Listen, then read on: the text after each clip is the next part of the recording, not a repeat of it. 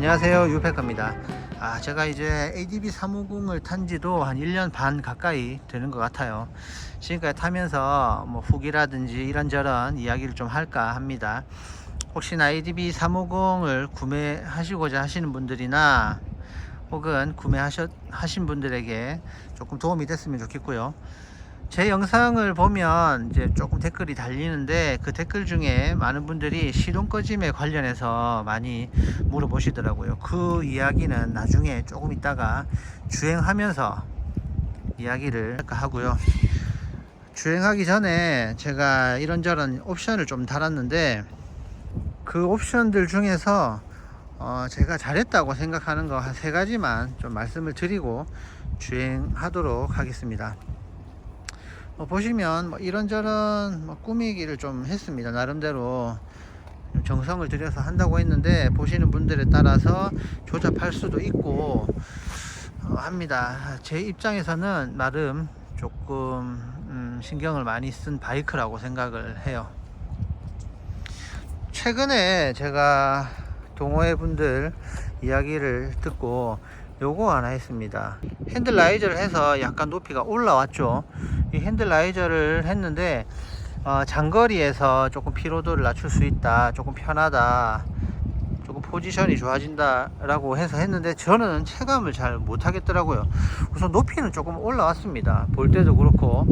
그렇지만 실제로 저는 조금 이렇게 무뎌서 그런지 큰 체감이 안 오더라고요. 개인적으로 추천드리는 아이템은 아닙니다.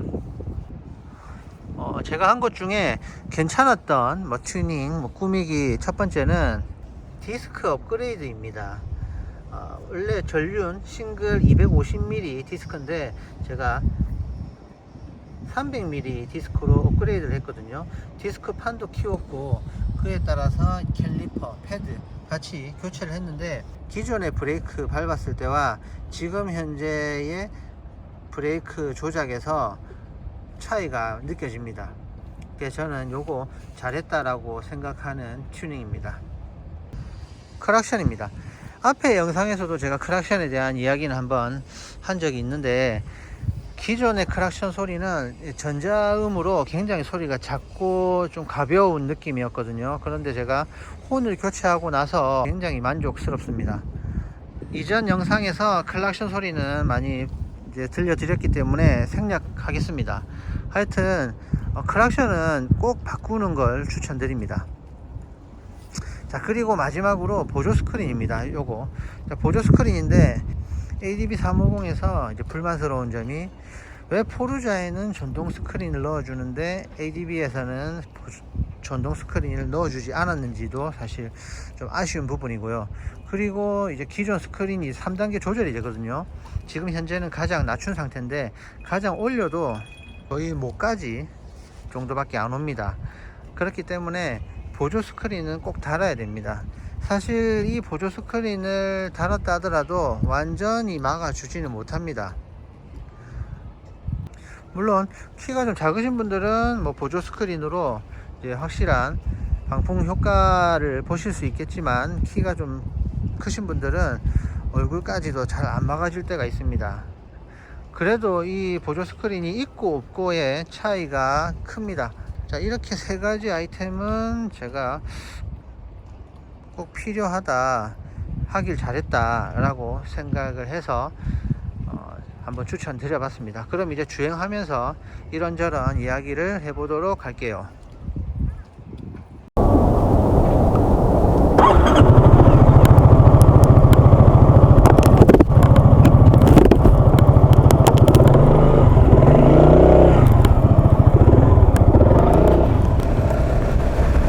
네, 야간 라이딩을 하고 있습니다. 먼저 시동 꺼짐에 대해서 좀 먼저 말씀을 드려볼까 합니다.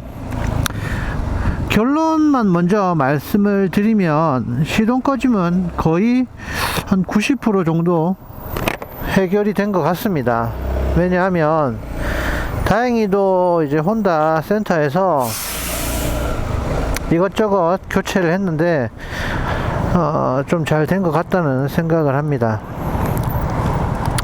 사실 6개월 정도 제가 탔을 때 시동 꺼짐을 겪고 센터에 이제 연락을 했었거든요.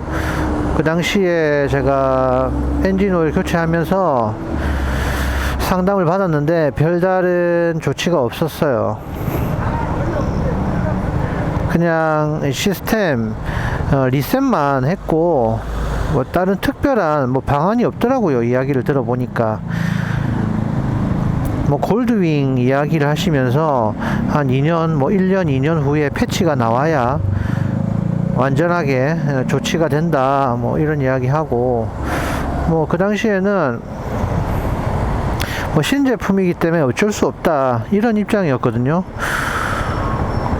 제가 1년 동안 타면서 한 10번 이상 시동 꺼짐이 발생을 했었습니다.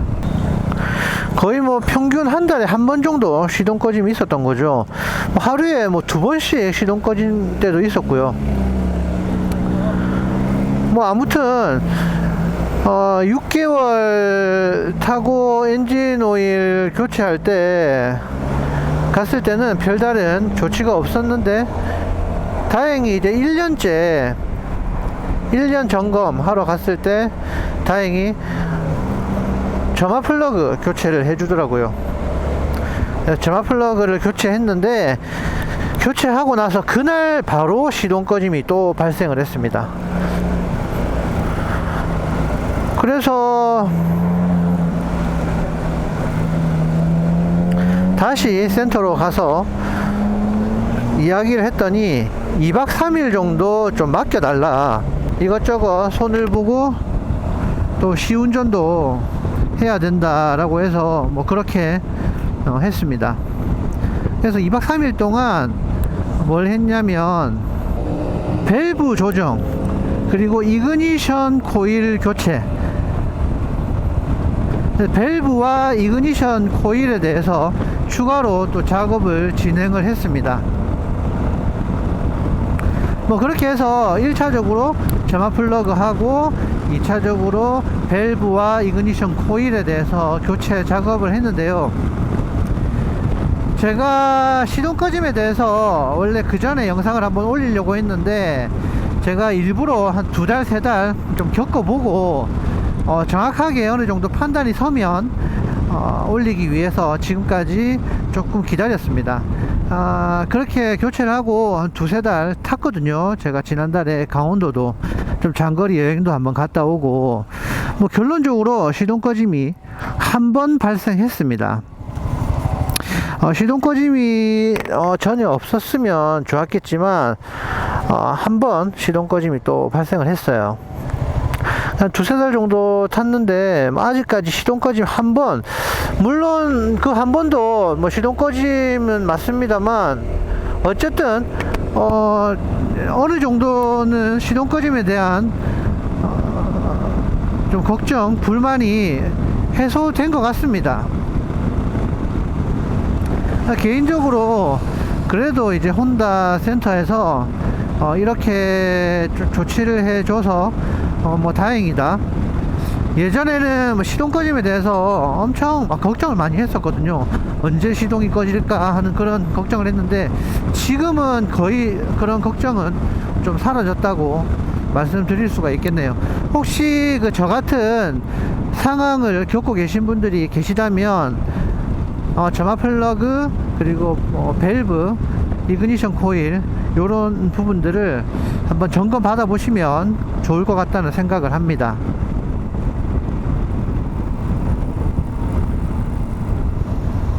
구입을 하고 한 6개월 정도 계속 고급류만 넣었습니다.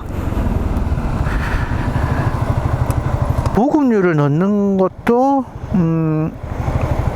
시동 꺼짐의 원인이 될 수 있다라는 내용을 봤거든요. 그래서 한 6개월, 7개월 이후부터는 이제 일반유로 바꿨습니다. 지금 현재는 계속 일반유를 넣고 있고요.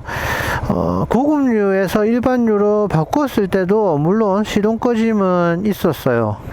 고급류가 시동 꺼짐의 원인이다 이렇게 단정 지을 수는 없지만 제가 생각할 때 조금의 영향은 있는 것 같다는 생각을 합니다. 뭐 어쨌거나 지금 일반유를 넣고 있고 좀 애정하는 마음에서 계속 고급유를 넣었는데 돌이켜보면 굳이 그렇게 해줄 필요가 없다. 고급유를 넣든 일반유를 넣든 별 체감도 별로 나지 않고 굳이 일반유로 세팅된 차량에는 고급유는 넣을 필요가 없는 것 같습니다. 어떻게 생각을 해보면 고급유에서 일반유로 바꿨을 때 조금 시동 꺼짐이 좀 덜한 것 100% 고급류 때문에 시동 꺼짐이 있었던 건 아니지만 제가 생각할 때 약간의 영향은 있지 않을까. 굳이 뭐 쿼터급 스쿠터에 고급류는 필요가 없다 라고 말씀을 드릴 수 있을 것 같습니다. 그리고 연비 이야기를 잠깐 해볼게요. 최고 속도는 한 130, 40까지 나갑니다. 최고 속도. 제가 장거리를 이제 여러 번 하면서 이건 확실하게 말씀을 드릴 수 있을 것 같아요. 연비 부분인데요. 지금 현재 보시면 22.3km 나오네요. 기름 넣고 현재는 계속 시내 주행을 하고 있거든요. 시내 주행 100%인데 22.3 나오고 있습니다. 결론은 지금은 이제 투어할 때 120으로 유지를 하고 있어요. 80에서 100km 정도로 달리면 연비가 30km 정도 나옵니다. 30km 내외 나옵니다. 그리고 120 정도 평속 120 정도로 갔을 때는 한 25 정도 연비가 나오고요. 그리고 140km, 130, 140km 그냥 스로틀을 끝까지 당기고 그냥 쭉 가는 거죠. 최고속으로 쭉 갔을 때는 연비가 20 내외입니다. 거의 20 안 나온다라고 보시면 될 것 같습니다. 막 18, 19 이렇게 연비가 나오더라고요. 그래서 제가 결론적으로 뭐 90, 100 요 정도는 조금 답답한 면이 있고 130, 140은 조금 위험하기도 하고 또 연비 면에서도 좀 안 좋기 때문에 한 120 정도 110, 120 정도로 속도를 유지하면서 요즘에는 장거리 투어를 하고 있습니다. 그 정도가 딱 괜찮은 것 같아요. 이제 이 차를 1년 이상 타면서 뭐 좋았던 점, 안 좋았던 점을 얘기하고 이제 마무리 하려고 합니다. 좋은 부분은 아무래도 디자인이라고 생각을 합니다. 계기판, LCD 계기판도 굉장히 만족스럽고 정보가 여러가지 많이 나오는 게 저는 괜찮더라고요. ADB 어드벤처지 않습니까? 어드벤처 약자인데 이렇게 오픈형으로 되어 있는 핸들, 그리고 뭐 핸들 커버, 그리고 아직까지는 좀 희소성이 있거든요. 뭐 엑스맥스나 포르자 같은 경우는 사실 좀 많이 시내에 돌아다니지 않습니까? 그렇지만 아직까지 ADB 350은 그렇게 시내에 많이 보기 힘듭니다.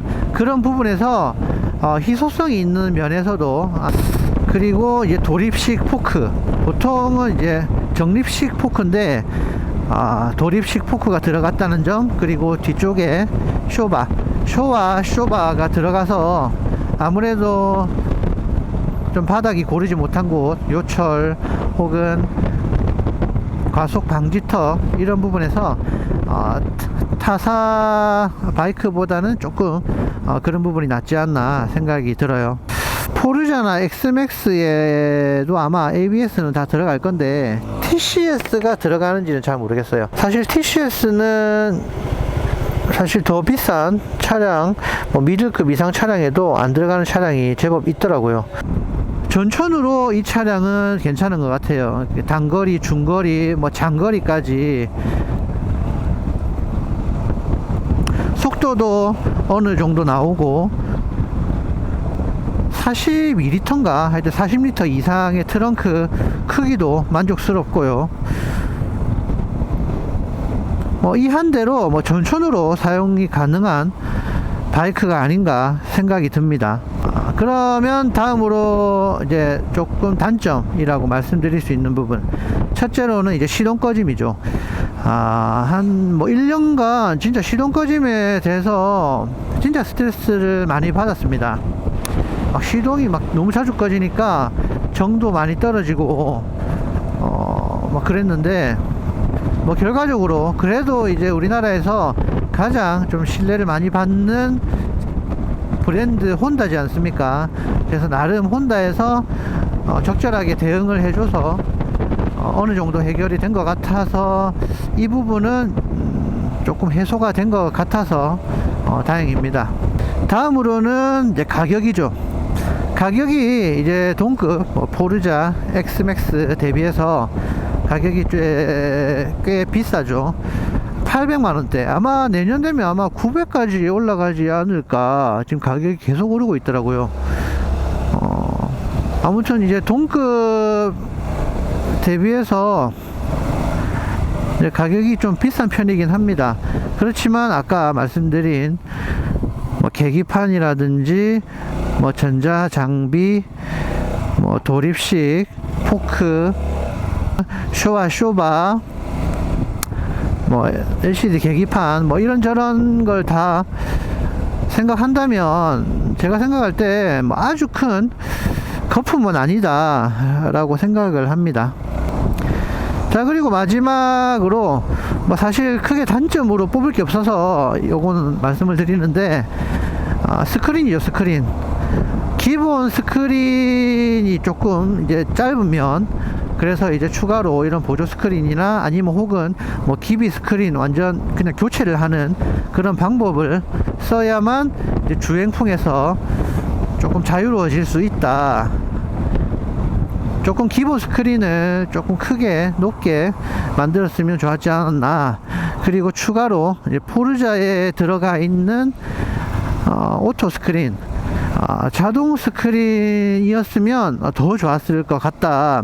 가격이 100만원 가까이 더 비싼 바이크임에도 불구하고 좀 자동 스크린이었으면 더 좋았겠다, 이런 아쉬움이 있습니다.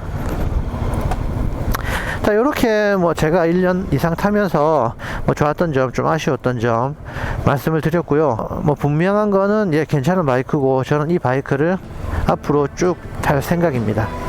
ADB 350 제가 1년 이상 타면서 느낀 이런저런 이야기를 두서없이 이야기한 것 같습니다.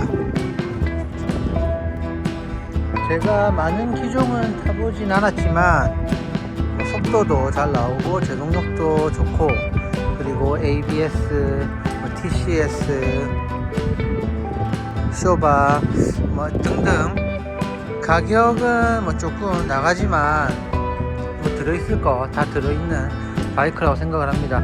물론 제가 이제 초기에 시동 꺼짐 때문에 스트레스를 좀 받긴 했는데 혼다 센터에서 잘 대응을 해준 덕분에 거의 뭐 수리가 잘 되었다라고 생각을 합니다. 아직까지 디자인적으로 뭐 질리거나 하는 점이 없기 때문에 만족하면서 탈 수 있는 것 같습니다. 포르자나 엑스맥스, ADB 350 고민하시는 분들께서는 제 영상 참고하셔서 좋은 결정 하시기 바랍니다. 이상 오늘의 영상을 마치겠습니다. 고맙습니다.